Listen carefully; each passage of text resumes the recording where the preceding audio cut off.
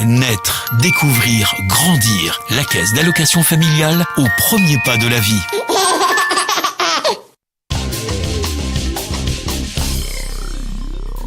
Bonsoir la première semaine de la petite enfance autour du thème art, culture et petite enfance a débuté samedi dernier.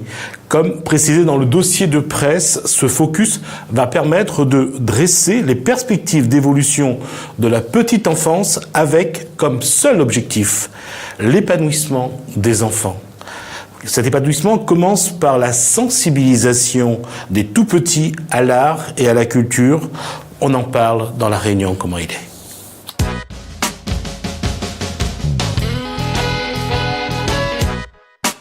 Et pour en parler, on reçoit Hamid Azouz, chargé de mission Action sociale à la Caisse d'allocation familiale. Bonsoir. Bonsoir.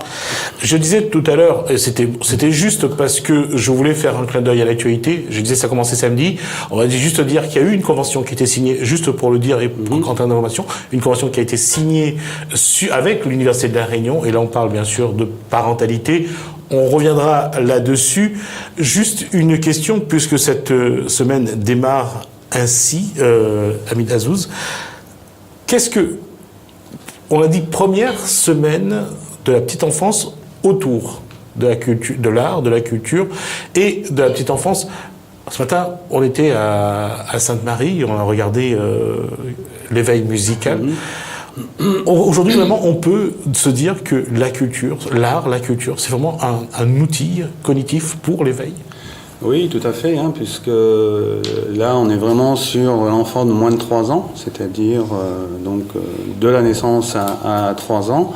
Et c'est un outil incontournable pour l'éveil culturel, que ce soit autour de la musique, autour du livre, autour de la peinture, autour du cinéma. Donc on est vraiment sur toute forme d'art vers l'enfant de moins de 3 ans. Oui.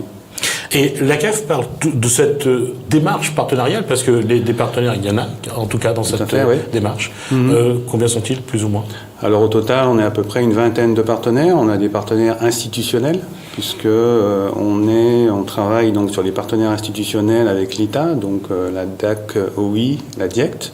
On a la région, le département, pour l'emploi, le rectorat aussi, donc si vous voulez, qui travaillent chacun en fonction de leur domaine sur les différentes manifestations qui se déroulent dans le cadre de cette semaine. C'est une petite info que j'ai reçue tout à l'heure. Il y a une association de Saint-Benoît, ce sont des mamans monoparentales, qui, avec bien sûr les partenaires que vous avez cités, avec la CAF bien sûr, qui présente en tout cas ce jeudi à Beaufort un travail justement fait par cette association, et ça montre bien qu'aujourd'hui la démarche, en tout cas, elle est large. Tout à fait, oui. On est vraiment sur une semaine qui se déroule sur l'ensemble du département. Alors, on reviendra, dans la deuxième partie, on parlera du programme. On va d'abord parler de samedi, puisque officiellement ça commence samedi. C'était lors de la 6e édition de la Journée nationale des assistantes maternelles. Alors, il y a une chose que je vais faire, j'espère qu'on m'en voudra pas trop, on dit des assistants maternels. Mais comme généralement il y a 2 hommes parmi des centaines de femmes, je me suis dit, même si en français le masculin l'emporte toujours sur le féminin, j'ai toujours dit, on va dire des assistantes maternelles, histoire de montrer que la femme est très présente. Oui, tout à fait, parce que sur les métiers de la petite enfance, enfin on va reparler un peu plus tard, mais on est à peu près à 98-97% de femmes sur la profession, en tout cas sur l'ensemble des 5 métiers socles. D'accord. Non seulement elles sont présentes, mais en tout cas elles sont beaucoup impliquées. On va écouter d'abord Rosine Lockfat, des assistantes maternelles à Saint-Pierre. Et on écoutera derrière Daniel Jean-Baptiste Parny, il est conseiller départemental délégué à la santé. C'était donc ce samedi 18 novembre au Palais de la Source à Saint-Denis.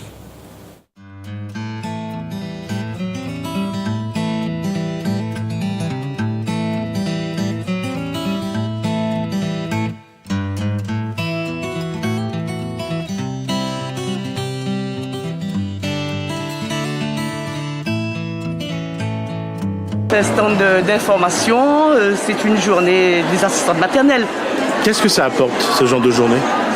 Bien, ça apporte, comme c'est une journée nationale des assistantes maternelles, on fait connaissance des autres assistantes maternelles. On a des renseignements à propos de la formation et ainsi de suite. Ça, tout ce qui concerne le métier de la petite enfance. Nous souhaitons les regrouper pour faire en sorte que les enfants soient mis plus dans une situation d'échange et de partage en plus grand nombre qui développera le niveau psychologique et motrice de l'enfant. Et c'est vraiment des structures qu'on souhaite développer ici dans le département de La Réunion. On est déjà bien en avance par rapport aux autres départements. Le conseil départemental a un budget dédié justement à la formation de ces assistances maternelles, non seulement à l'origine même, mais aussi au suivi, dans la formation continue. C'est pour ça que des organismes de formation nous ont rejoints pour cette journée des assistantes maternelles, pour faire en sorte que toutes les possibilités de formation soient mises à la disposition des assistantes maternelles, notamment dans le domaine de l'hygiène, dans le domaine de la psychologie, dans le comportement de l'enfant, la prise en charge de l'enfant, dans aussi le domaine de la sécurité. Et puis dans les domaines où il est nécessaire d'avoir les compétences pour prendre en charge les enfants des familles réunionnaises. Alors, Hamid Azzouz, qu'est-ce que vous retenez de cette première journée au Palais de la Source? En tout cas, il y a eu du monde. J'ai vu qu'il y a eu du monde sur le stand de la CAF. Qu'est-ce que ces assistantes maternelles qui viennent vers vous, qu'est-ce qu'ils attendent comme information? Donc c'est essentiellement en fait sur les aides financières que la CAF peut accorder aux assistantes maternelles. Donc nous sur le volet donc de ce qu'on appelle l'accueil à domicile, on peut aider les assistantes maternelles donc par l'octroi de ce qu'on appelle une prime d'installation qui est de 600 €, qui permet à l'assistante maternelle de s'installer, de faire quelques travaux et puis d'acquérir des jeux ou de l'équipement. Et puis ensuite, on peut intervenir donc sur un prêt d'amélioration du lieu d'accueil qui permet aussi, là encore, d'améliorer les conditions d'accueil de l'enfant. C'est un service à la personne, en tout cas assistant maternel, que ce soit le MAM ou assistant maternel agréé. C'est un service à la personne. Aujourd'hui, c'est aussi un secteur porteur d'emploi entre la formation, la création de structures ou l'agrément. C'est un vaste chantier en tout cas. Tout à fait. Alors, on n'a pas les mêmes conditions d'agrément si on est assistante maternelle à domicile ou si on crée une structure d'accueil de type crèche, micro-crèche. C'est pas les mêmes démarches. C'est beaucoup plus léger quand on est assistante maternelle à domicile. C'est plus lourd, effectivement, forcément, quand on crée une micro-crèche ou encore plus une crèche de 40 ou 60 places. Mais la CAF, en tout cas, accompagne notamment les porteurs de projets sous certaines conditions, pour l'ouverture de nouvelles places, notamment de crèches.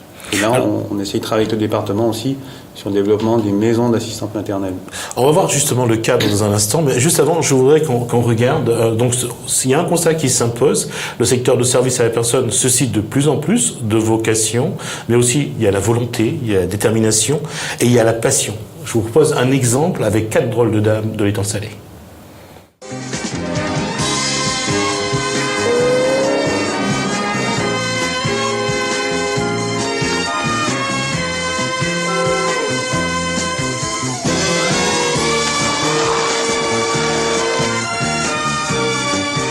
J'ai une belle-sœur, ma belle-sœur, Marie-Jo.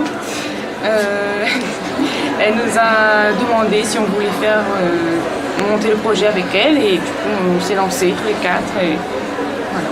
On s'est dit pourquoi pas. Pourquoi pas. Et combien de temps vous avez mis pour réaliser votre projet? On a mis 1 an pour monter notre projet. On a cherché la maison, qui était vraiment la plus difficile à trouver.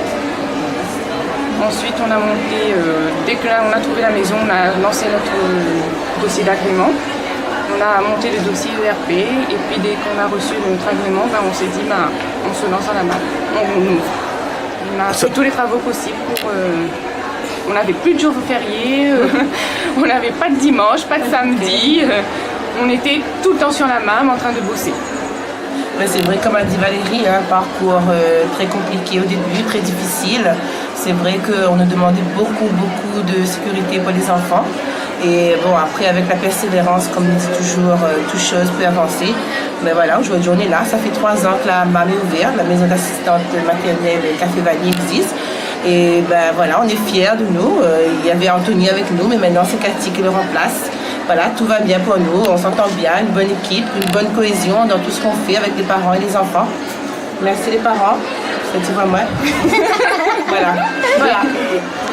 On a régulièrement des jeunes qui viennent nous demander des renseignements, comment monter le projet La MAM, qu'est-ce qu'on a mis en place.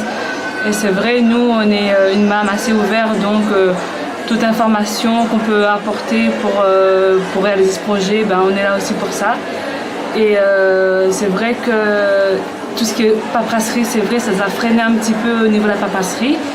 Mais une fois lancé, on a dit, ben, c'est vrai que ça y est, on est arrivé. Et ben, j'espère que ça va durer encore et encore et encore. Il faut avoir de la patience, de l'écoute et surtout de la passion.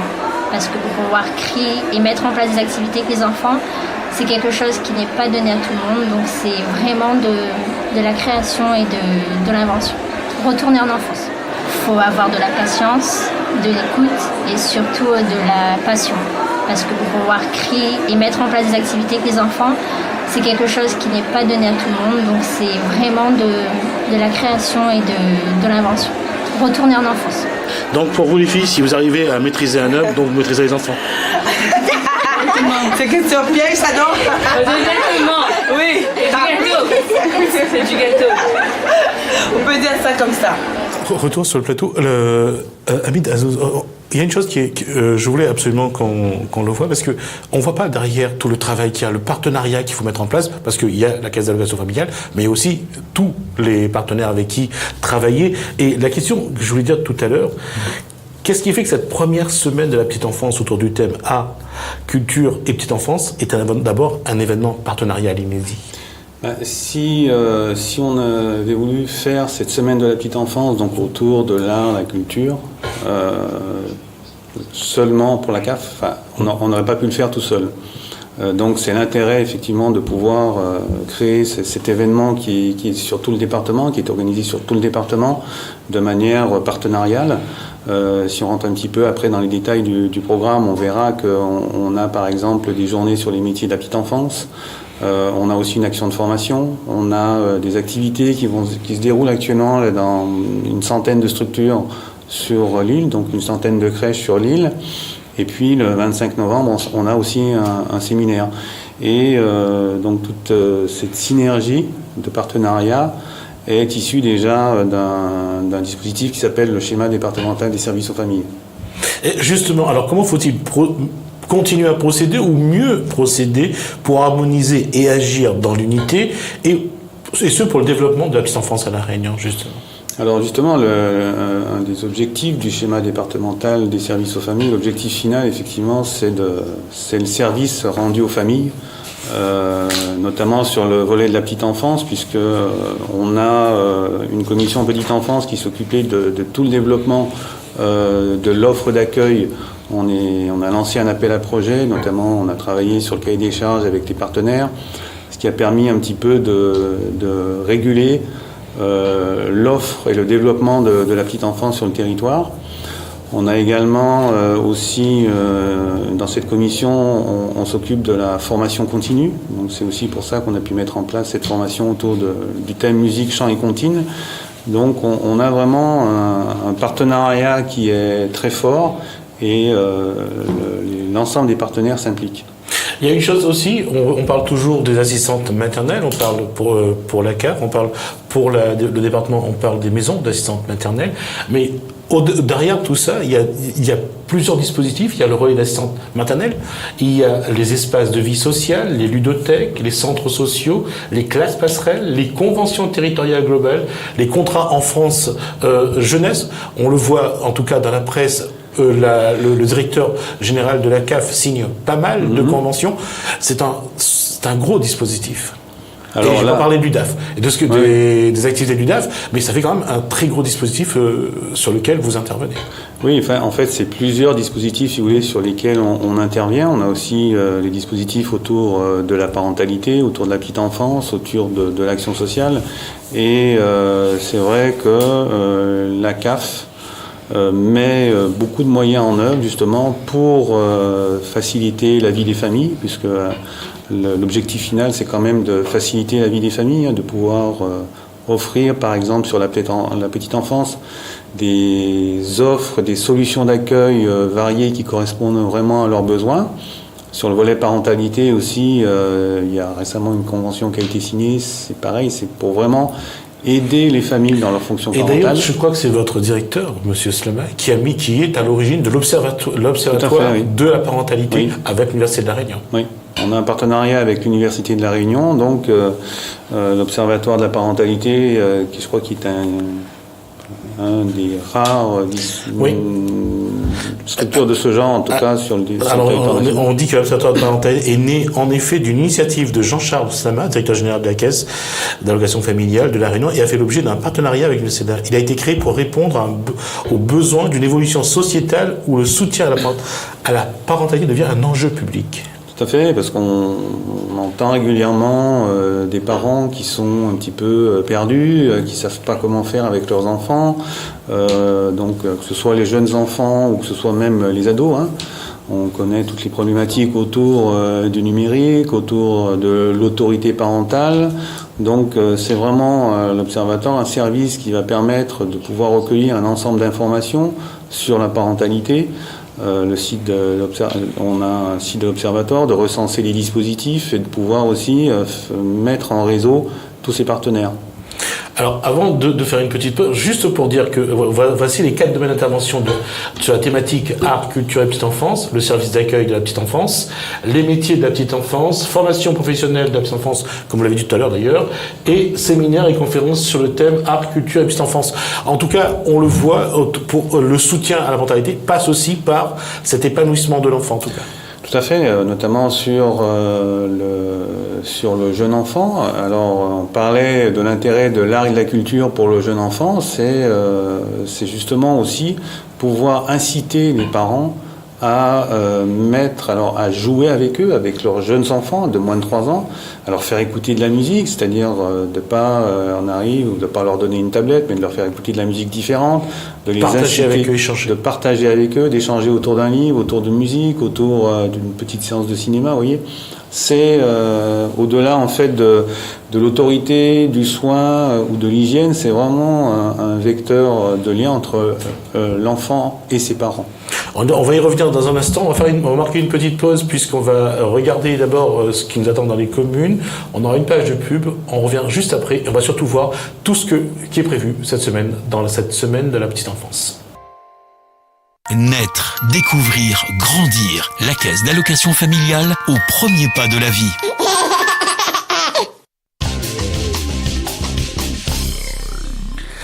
Je retourne au direct. Je rappelle que la première semaine de la petite enfance autour du thème art, culture et petite enfance a débuté donc samedi dernier au Palais de la Source à Saint-Denis. Ami Dazouz, donc je rappelle également que vous êtes chargé de mission action sociale à la caisse d'allocation familiale. Alors, on va d'abord faire on va d'abord parler quels sont les moments marquants de cette semaine de la petite enfance justement. Donc là, on a ouvert la semaine samedi dernier avec la Journée nationale des assistantes maternelles. Donc ça permet aussi de valoriser l'accueil, ce qu'on appelle l'accueil à domicile, et puis l'accueil en maison d'assistante maternelle. Donc sur le programme, donc on a une action de formation qui a commencé aujourd'hui. Donc sur la semaine, on va former 72 personnes. Dont 68 professionnels de crèche et 4 artistes. Donc on a travaillé avec la DACOI pour faire cette formation croisée professionnelle et artiste. Donc là on a 2 jours de formation dans le nord, dans le sud au domaine des Pierres aujourd'hui et demain. Et donc l'action se poursuit sur le secteur nord mercredi et jeudi. Donc ça c'est un volet, c'est le volet formation de la semaine de la petite enfance. Ensuite, sur toute la semaine, on a des activités autour du thème, puisque en avril, on a lancé un appel à projets pour recenser les projets d'activité qui allaient être mis en place dans le cadre de cette semaine autour du thème donc art et culture. Donc on a reçu 55 projets et c'est au total 106 structures d'accueil qui donc travaillent autour de ce thème sur la semaine, donc qui va toucher à peu près 2000 enfants. Ensuite, on a donc 2 journées sur les métiers de la petite enfance. L'objectif, c'est de mieux connaître les métiers de la petite enfance. Là, on est vraiment sur les 5 métiers socles de la petite enfance.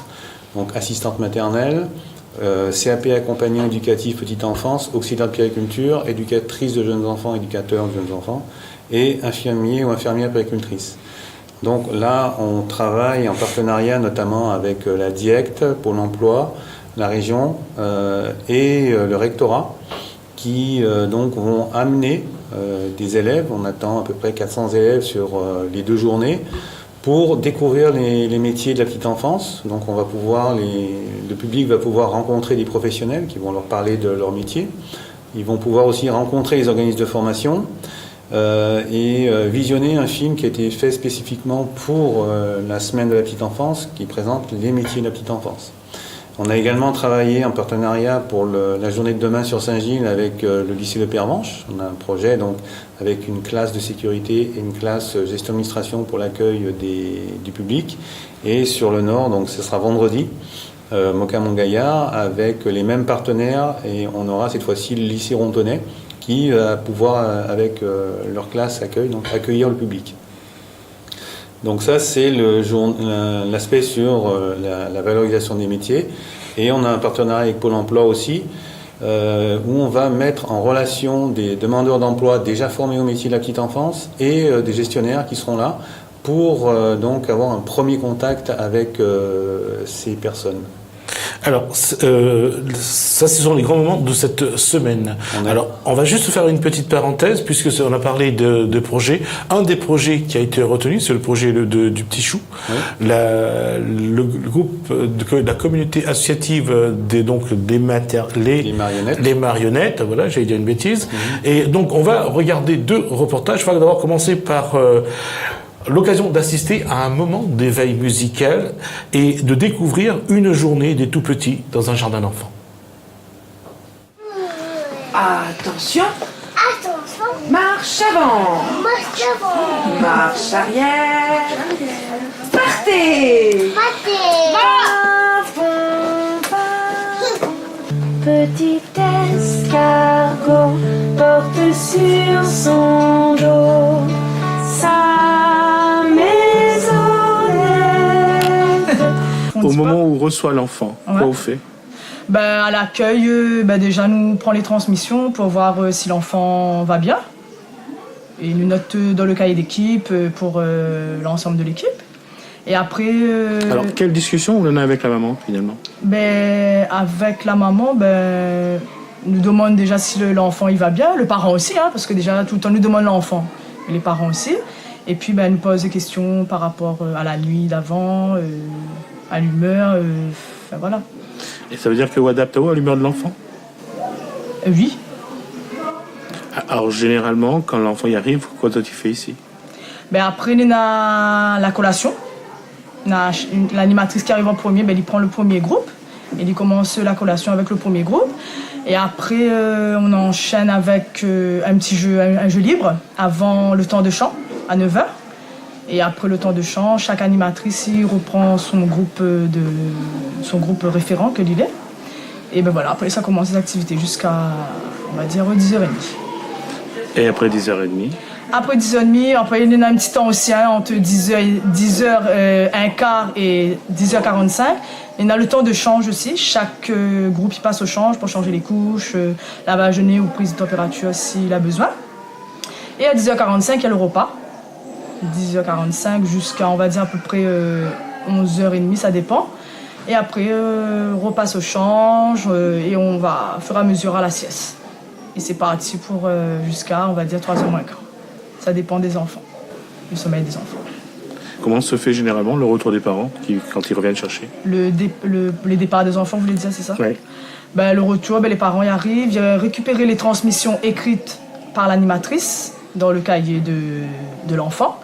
Et une animatrice qui fait les transmissions à l'oral aux parents en donnant le repas, la sieste, le change. Et après, en général, voilà, s'il y a d'autres questions, voilà, on approfondit un petit peu plus. Mais, voilà. Aussitôt qu'il pleut, il est tout heureux. Ils sont Merci la régie de m'affuber de tous ces noms, y compris de bêtes. On va juste compléter ce reportage avec James Nages. Donc, il est responsable de la communauté associative Les Marionnettes. Il insiste, lui, à la fin de son interview, sur le soutien à la parentalité. Puis tu me mouilles et tu me chatouilles. Me voilà trempée dans la terre jusqu'aux pieds. Donc l'accueil des enfants se passe le matin, puisque donc les animatrices sont là pour accueillir les enfants à partir de 7h le matin quand ils arrivent sur la structure. Il y a un échange qui se fait avec les parents, évidemment, pour pouvoir faire un point sur ce qui va se passer dans la journée. Et puis également le soir, quand les parents reviennent, les animatrices font un point de ce qui s'est passé dans la journée avec les enfants. En ce qui concerne le développement des enfants, on met en place un certain nombre d'activités pour justement permettre leur développement, que ce soit des activités que l'on confie à des prestataires, que ce soit des activités qui sont menées par les animatrices elles-mêmes, l'activité d'éveil musical, l'activité de développement psychomoteur, ou également un certain nombre d'activités que l'on confie à notre psychomotricienne qui intervient sur nos établissements. Ce qui permet en fait le développement de l'enfant, c'est la sociabilisation de l'enfant, c'est-à-dire en fait sa possibilité pour l'enfant de côtoyer d'autres enfants dans un établissement et de pouvoir, au travers de ces différents contacts, de se développer. Parallèlement, effectivement, on met un certain nombre d'outils qui sont des outils ludiques, pédagogiques, les jeux d'extérieur, jeux d'intérieur, les activités de type conte ou actifs d'animation qui permettent effectivement d'accompagner l'enfant vers son développement. Ce travail à la parentalité aujourd'hui, est-ce que l'accent est de plus en plus mis dessus ou est-ce que c'est vraiment un travail commun entre parents et structures ? Alors de plus en plus oui, parce qu'effectivement il y a un constat que l'on peut faire nous depuis quelques années, c'est d'ailleurs un peu ce qui ressort de manière générale dans la société, parfois un abandon de la fonction parentale, notamment au profit des établissements scolaires. Et on essaye nous, dès l'accueil des jeunes enfants, de remettre au cœur de l'accompagnement du parent, de la fonction parentale, cet aspect effectivement de lien avec l'enfant qui est complètement nécessaire. J'entends le chat qui miaule. J'entends le chat miauler. Soutien à la parentalité. En tout cas, Hamid Dazouz, la question, ce dispositif-là, en tout cas cet objectif-là aussi, on le voit dans toutes les stratégies mises en place par la CAF depuis. En tout cas, ça a une part importante. On voit avec les réseaux d'écoute, d'appui et d'accompagnement des parents, les contrats d'accompagnement à la scolarité, les lieux d'accueil enfants-parents et la médiation sociale.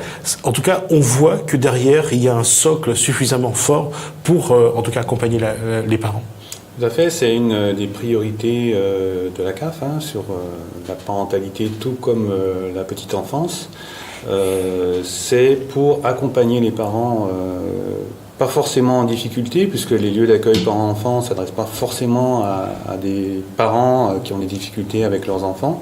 On est vraiment là sur un lieu d'écoute, un réseau d'écoute, un réseau d'aide pour les parents.